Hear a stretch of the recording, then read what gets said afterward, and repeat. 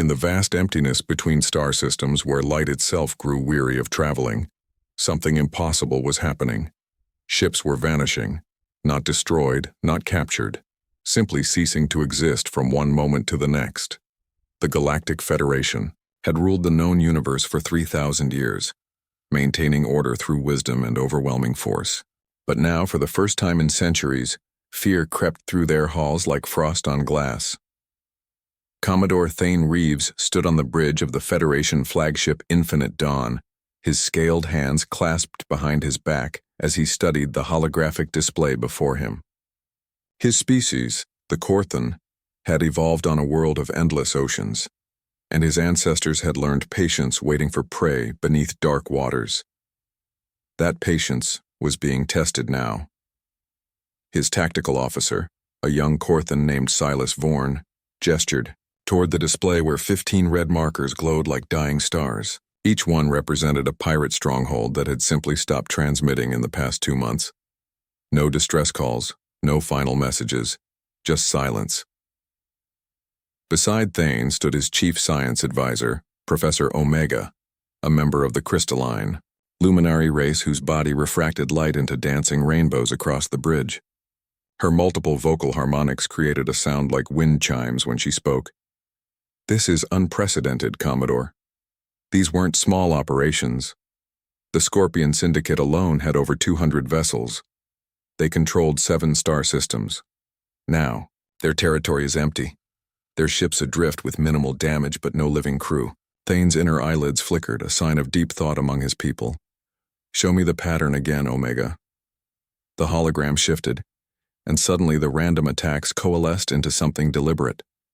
Someone was following a trail, moving from one criminal organization to the next with purposeful intent. Each target had connections to the previous one, links that would only be visible to someone with intimate knowledge of the criminal underworld. "Sir," Silas interrupted, "we're receiving a transmission from the merchant vessel Prosperity's wing. They claim to have witnessed an attack."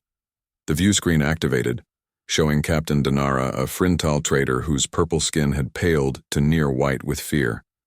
Her species was known for their unshakable courage, which made her terror all the more unsettling. "Commodore Reeves," she gasped, her breathing rapid.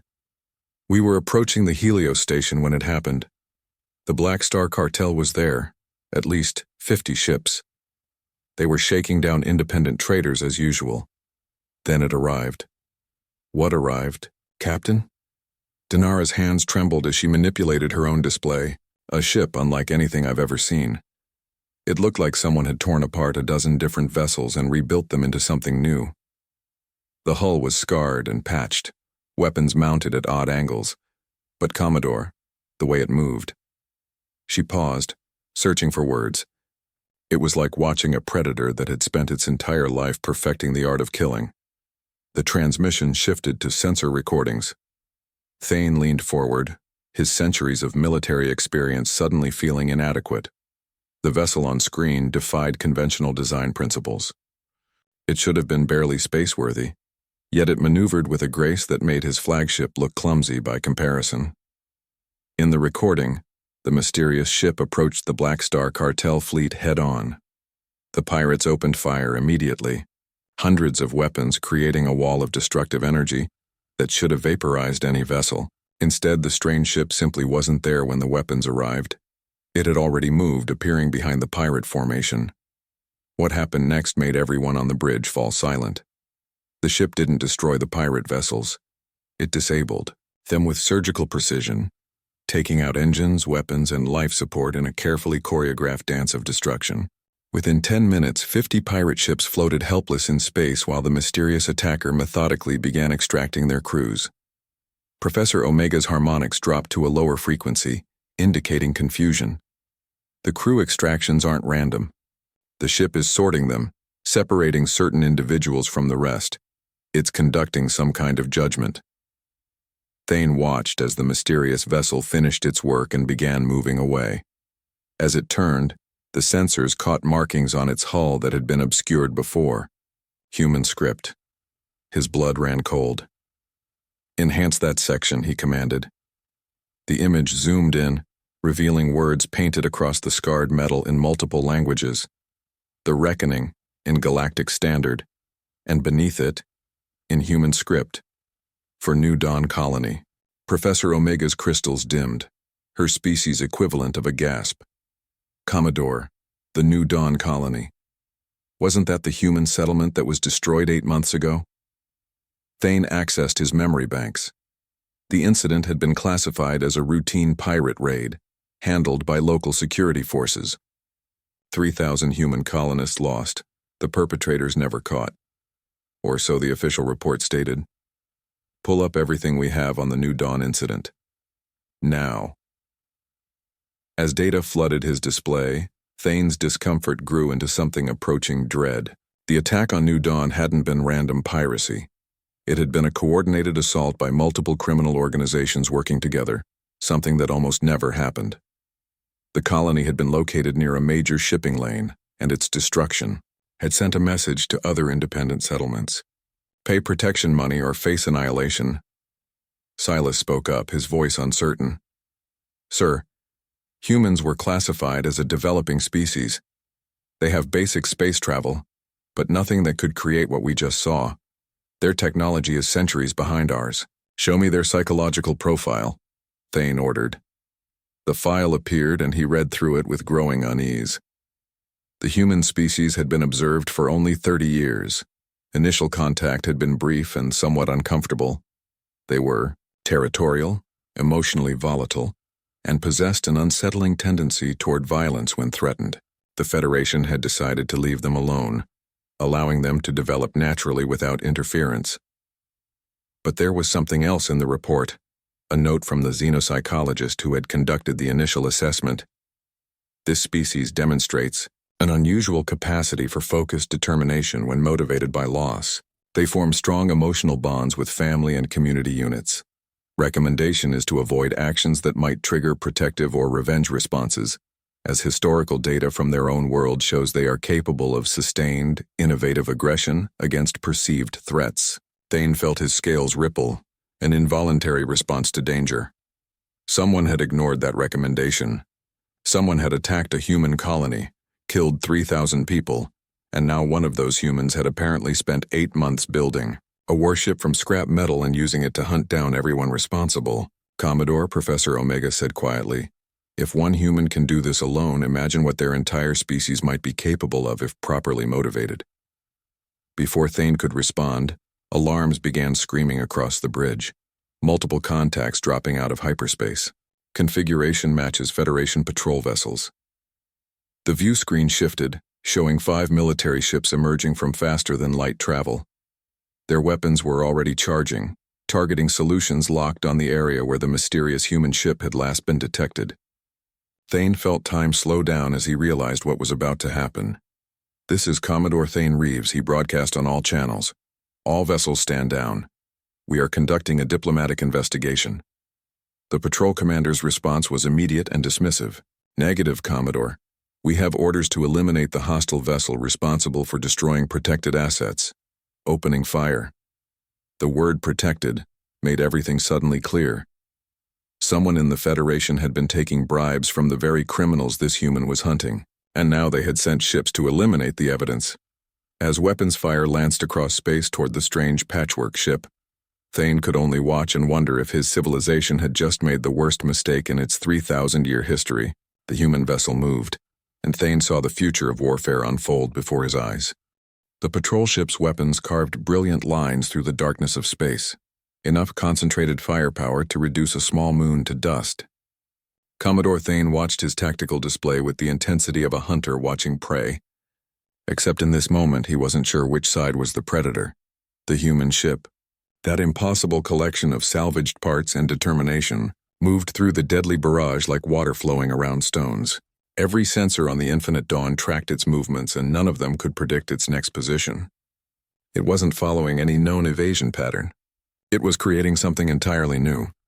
Silas Vorn's voice cracked with disbelief. Sir, the reaction time required for those maneuvers. No biological being should be able to process spatial information that quickly. The ship must have artificial intelligence guidance systems far beyond our current technology. Thane didn't answer. He was too focused on what happened next. The human vessel's weapons activated, and suddenly the 5 patrol ships found themselves in a trap they hadn't seen coming. The return fire wasn't the overwhelming barrage of a desperate defender. It was precise, calculated, almost gentle in its application of force. 1 shot per ship, targeting specific systems with knowledge that suggested months of study. Within 90 seconds, all 5 Federation patrol vessels were drifting powerless. Their crews were alive, their life support functioning, but their ability to fight or flee had been completely neutralized. It was a display of restraint that somehow made the humans seem more dangerous, not less. Professor Omega's crystalline form pulsed with confused colors. This human isn't trying to start a war with the Federation. If that were the goal, those ships would be debris fields. This is a message. Thane knew she was right. He opened a communication channel, carefully keeping his voice neutral despite the rapid beating of his dual hearts. Unknown vessel. This is Commodore Thane Reeves of the Federation flagship Infinite Dawn. We request dialogue. The response came after a pause that felt like an eternity. The voice was human, male with an accent that suggested one of Earth's northern continental regions. It carried the weight of exhaustion mixed with something harder, something that had been forged in grief and sharpened on the whetstone of singular purpose. Commodore Reeves. My name is Jack Morrison. I apologize for the mess, but your patrol ships didn't give me much choice. I've got no quarrel with the Federation itself, just with the people who've been protecting murderers in exchange for credits. Thane felt his scales flatten against his body, a sign of stress. Mr. Morrison, we need to discuss what happened to your colony. There are proper channels for seeking justice. The laugh that came through the speakers was hollow. Proper channels. I tried those, Commodore. Spent 3 weeks after the attack filing reports, talking to investigators, providing evidence. You know what happened? Nothing. The case was closed. Insufficient evidence. Suspects unknown.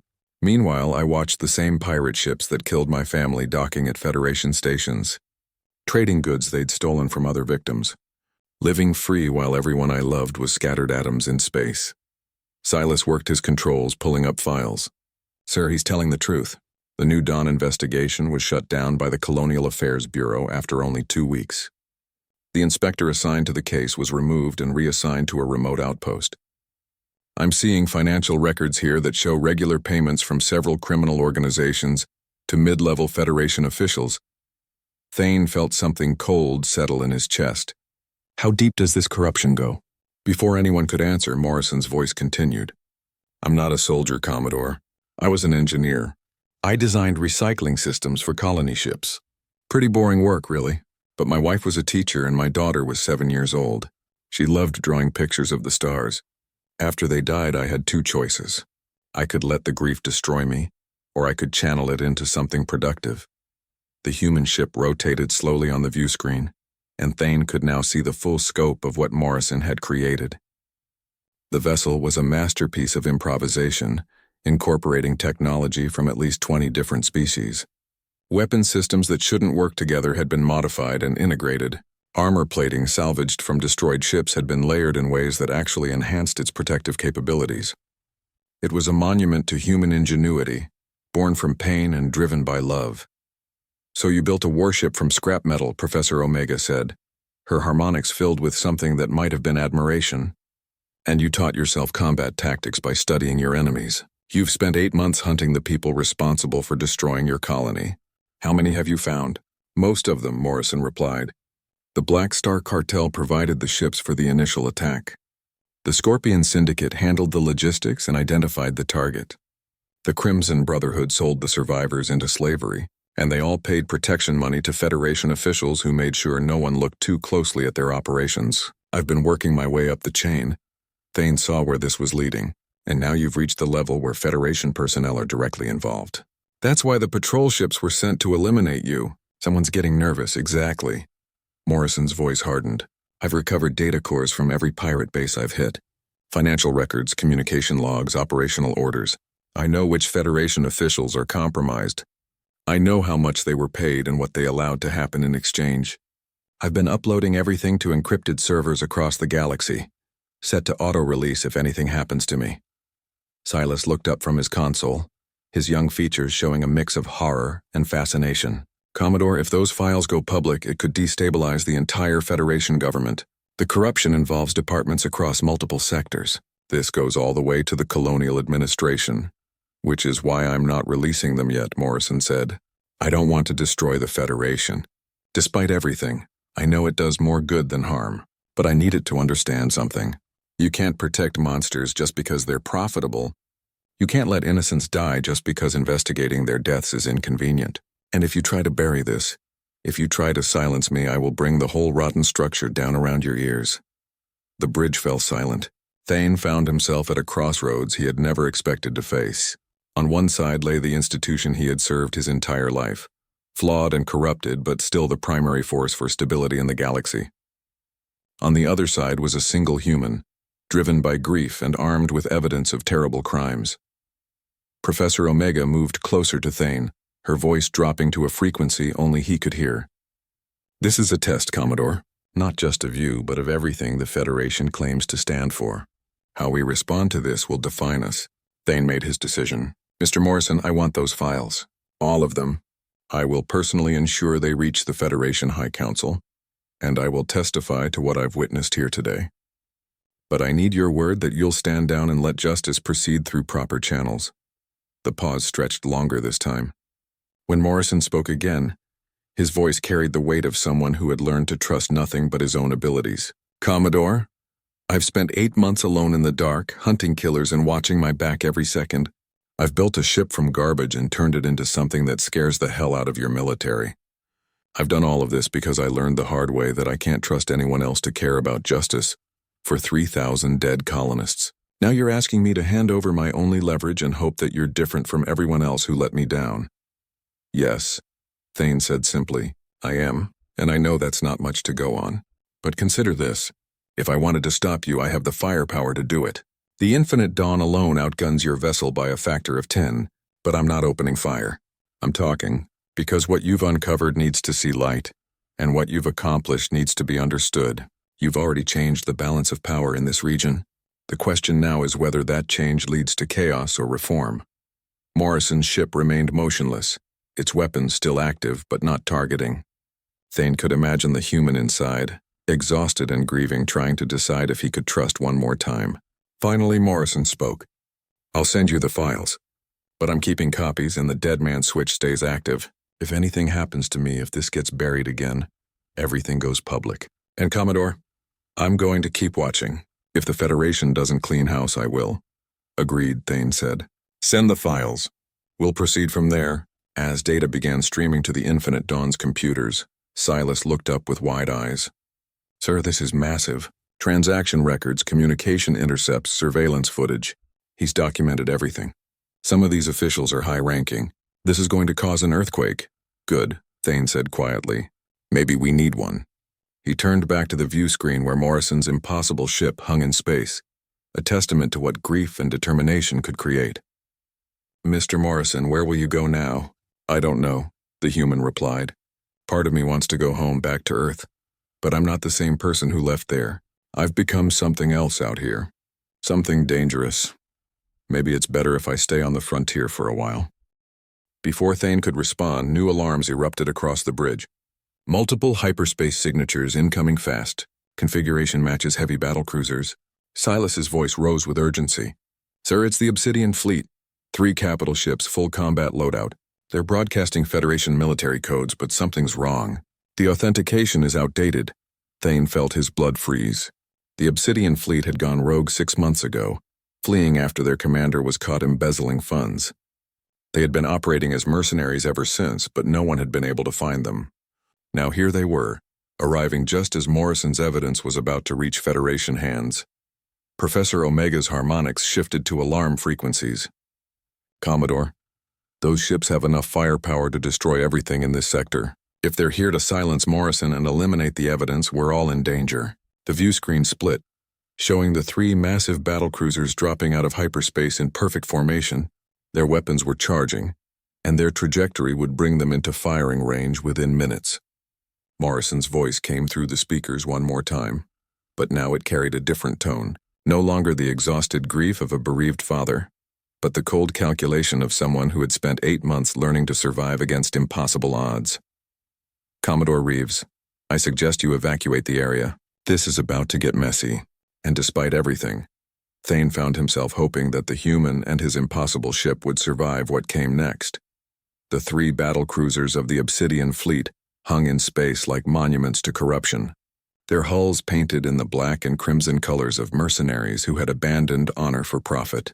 Commodore Thane watched them approach, calculating distances and firepower, knowing that his flagship and Morrison's rebuilt vessel were hopelessly outmatched by conventional military standards. Commander Davos Krell's face appeared on the view screen, a scarred Korthan whose features had been twisted by cybernetic implants that marked him as someone who had chosen power over wisdom. His voice carried the smooth confidence of someone who believed himself untouchable. Commodore Reeves, what a pleasant surprise. We received word that you were investigating certain irregularities in this sector. We're here to assist with cleanup operations. The words were polite, but Thane could see the weapon systems on those battle cruisers tracking both his ship and Morrison's position. This wasn't assistance. This was elimination. Silas worked frantically at his console, downloading Morrison's evidence files while simultaneously calculating escape vectors. They all showed the same result. If those 3 ships opened fire, nothing in this sector would survive. Commander Krell, Thane kept his voice steady. Your fleet is listed as rogue elements. You have no authority to operate in Federation space. Stand down and prepare to be boarded for inspection. Krell's laugh was like metal scraping on stone. Authority is such a flexible concept, Commodore. We have contracts with very important people who would prefer certain information never reaches the High Council. I'm sure you understand how these things work. Nothing personal, just business. The battle cruisers continued their approach, weapons charging to full power. Thane looked at the tactical display, seeing the hopelessness of their situation laid out in glowing lines and probability calculations. Then he looked at Morrison's ship, that impossible collection of salvaged dreams and focused pain, and wondered what a human would do when faced with certain death. Jack Morrison's voice cut through the tension like a blade. Commander Krell, this is the vessel Reckoning. I've been listening to your conversation, and I have a question for you. Did you know about the New Dawn colony attack before it happened? Or did you just profit from covering it up afterward? The silence that followed was answer enough. Krell's expression shifted from smug confidence to cold fury. So you're the pest who's been disrupting operations in this sector. My employers will pay handsomely for your termination. I'll make it quick, human. You've caused enough trouble. Morrison's ship began moving, but not away from the battle cruisers. It accelerated directly toward them, a suicidal charge that made no tactical sense. Professor Omega's crystals flashed with alarm frequencies. He's going to ram them. The human has accepted his death and is trying to take them with him. But Thane watched the movement patterns more carefully, seeing something his tactical officer had missed. Morrison wasn't charging blindly. He was calculating angles, using the positions of the disabled patrol ships as reference points, moving in a way that would force the battle cruisers to adjust their formation. Silas, Thane said urgently, analyze his trajectory.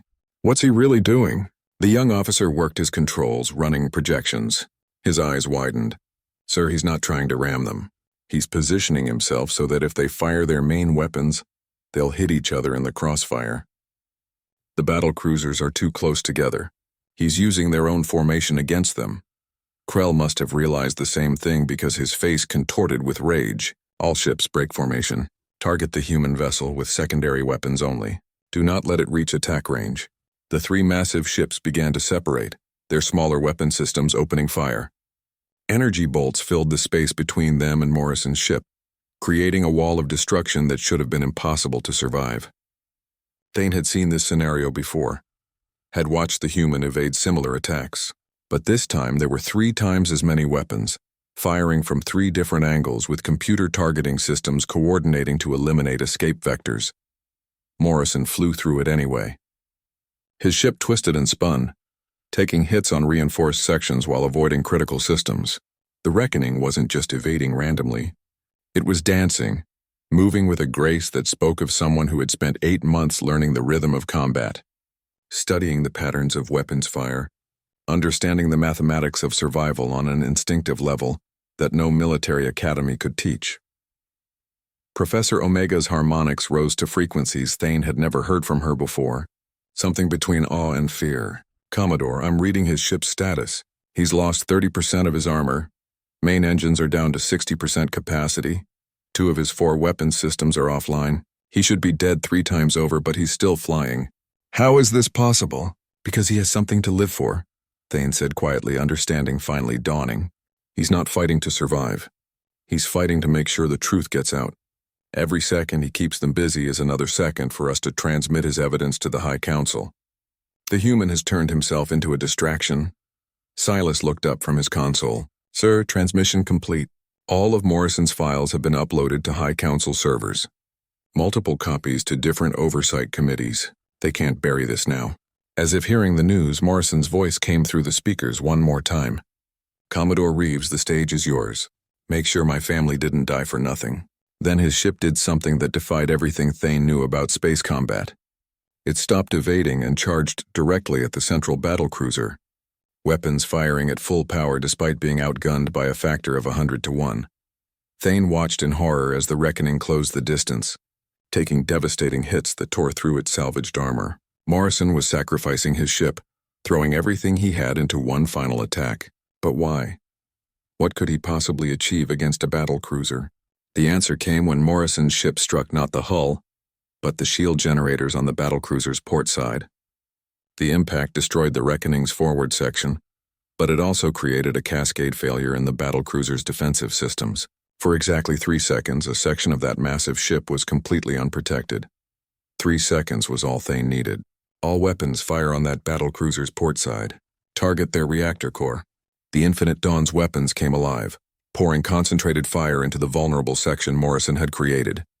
The battlecruiser tried to compensate, tried to rotate and bring its armor to bear, but it was too slow.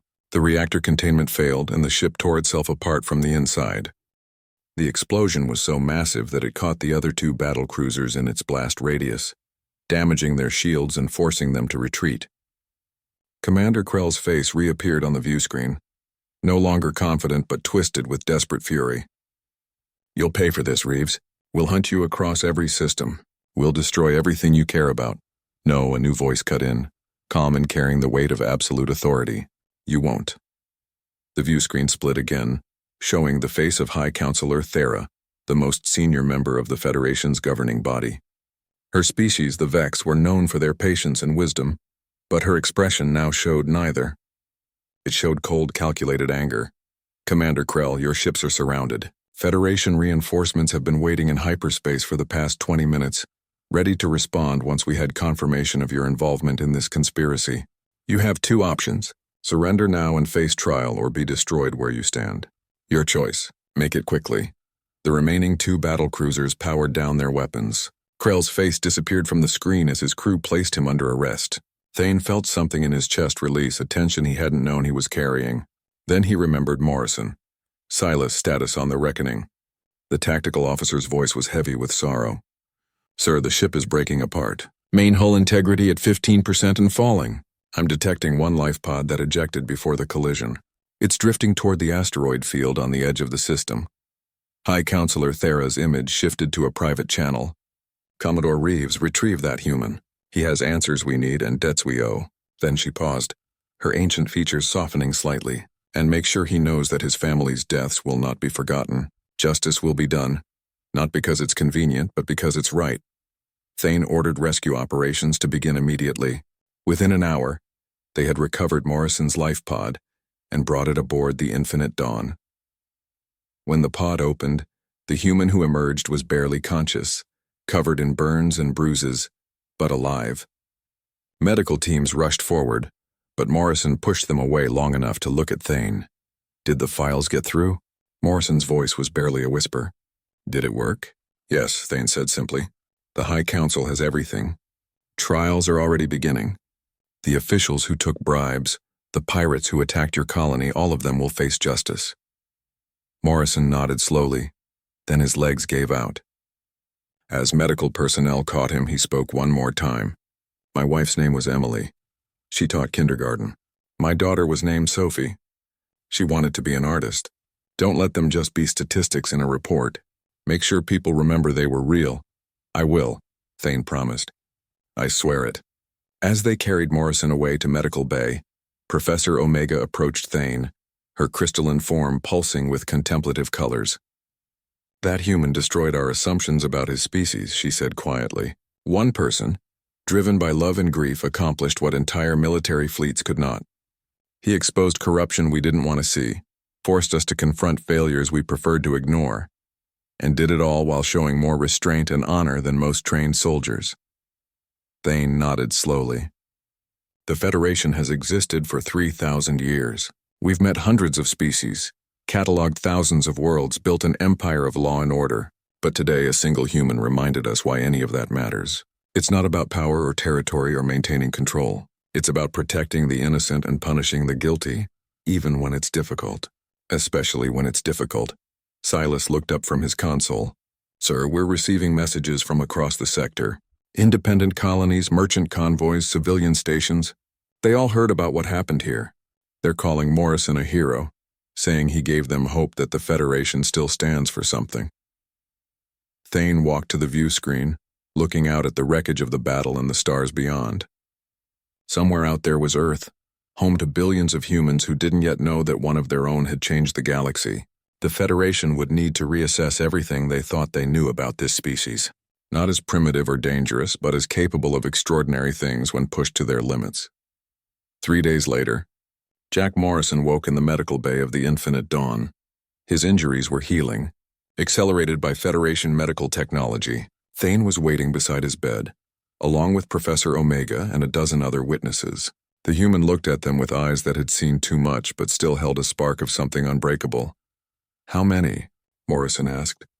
"How many officials were arrested?" 47 so far, Thane replied. "More arrests are coming. The investigation is expanding faster than anyone expected. Your evidence opened doors that were sealed shut. It's going to take years to clean out all the corruption, but the process has begun." Morrison closed his eyes briefly. "And the pirates? The ones who actually pulled the triggers? The Crimson Brotherhood and the others?" High Counselor Thera's voice filled the room, transmitted from the Central Governance Station. "They are being hunted across every system. No sanctuary, no mercy, no escape. We have reassigned 3 entire fleet groups to the task. They will be found, and they will face justice for what they did to New Dawn Colony and countless other victims." Morrison nodded slowly, then looked at Thane. "What happens to me now?" "That's partially up to you," Thane said. "The High Council wants to offer you a position as a consultant, helping us identify weaknesses in colonial defense systems and training programs. Your tactical insights are unlike anything we've encountered, but if you prefer, we can arrange transport back to Earth.